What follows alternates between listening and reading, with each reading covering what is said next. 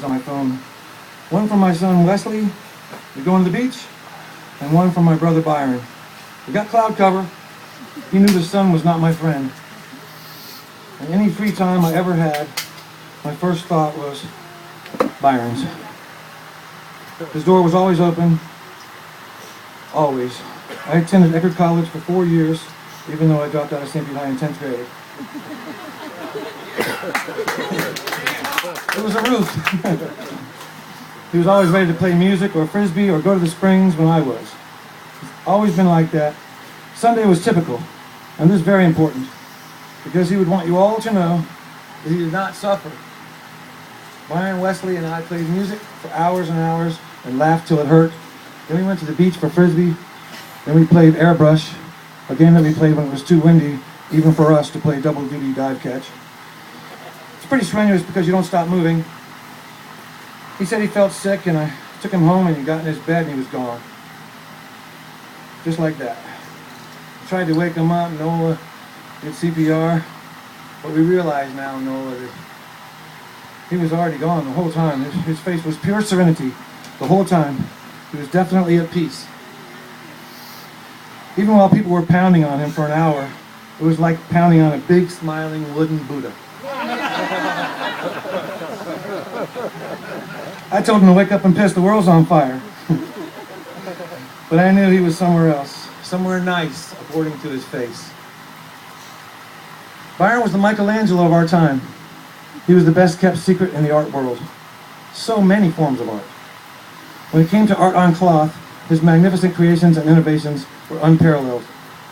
The colors and designs exploded onto everything from huge lace murals to baby clothes. He was unmatched as an impersonator. He could channel virtually anyone and sound exactly like them. His uncanny ability worked for him musically too. While he was mimicking anyone perfectly, he would spontaneously write lyrics that would make you laugh till you cried. He also wrote hundreds of beautiful songs with bizarre and intricate chord patterns and words that reflected his appreciation for life and love. He could take a tough song from a songbook and play the chords and sing the song and the words at the same time on the first try. He was a true genius. He had a very rough childhood. Our father died when he was 2.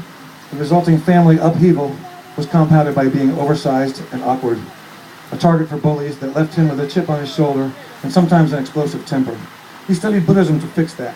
He translated Buddhist books for me and invented tons of ways to make it fun. He coined the term punk Buddha, a person who really bugs you. Anybody got one of them? Okay, a punk Buddha, a person who really bugs you and gives you an opportunity to get deeper into your understanding and exercise what you've learned. Another Byronian term which we use constantly is impeccable. The Buddha said, let your words be impeccable. But Byron turned it into a place your mind can go. A fun place like Margaritaville. Impeccable. Here's how it works. Make a deal with someone you love. When one of you starts wigging or whining or complaining or saying or doing anything negative, the other can call impeccable, and the whiner has to snap back to impeccable in speech and deeds. It works wonders for positivity. You can't get carried away, you'll get busted. So grab your partner and make a deal for Byron. I'll give you all a minute. Shake on it. Spell it.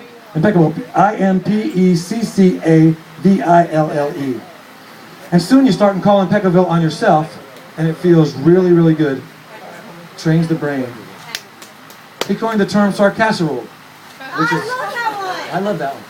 And that's the same thing. You do the same thing if you're sarcastic. Same thing. Byron was a freak of nature. Continued to play basketball 20 years after his brothers had to give up that sport. He could make it rain threes all day long. He would not miss. We called him boring.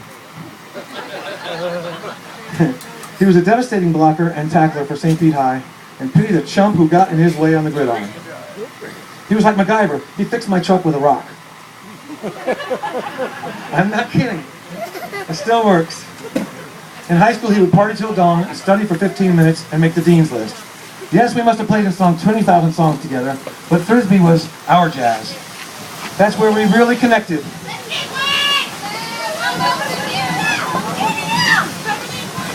Should we keep going? We started over 40 years ago inventing games like double duty dive catch, where you can put this in the case.